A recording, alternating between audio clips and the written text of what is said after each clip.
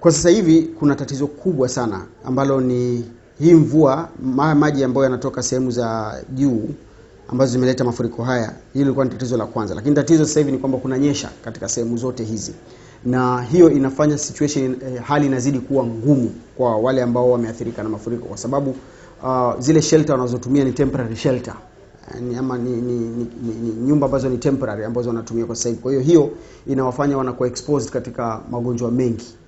Mbali na hiyo pia kuna tatizo la maji safi ya kunywa, ambapo wengi ya hawa watu sasa hivi wanatumia maji yale direct kutoka kwa mto. Baadhi ya wale ambao wameathirika walikuwa wanatumia maji yale yanayotoka kwenye mto, ambayo kwa ukweli ni kwamba si masafi na mazuri kwa binadamu, kwa afya ya binadamu. Kwa hiyo Kenya Red Cross ikishirikiana na washikadau wengine kama county government tumeanzisha mradi wa kuweza ku purify haya maji ya mto ili yaweze kuwa safi na salama ya kunywa.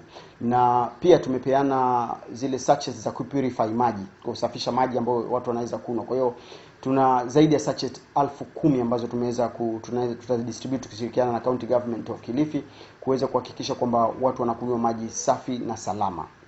What the challenge again in this county is that clean drinking water that has been a problem, because again the water source at Baricho was affected by the floods. Its operation was affected.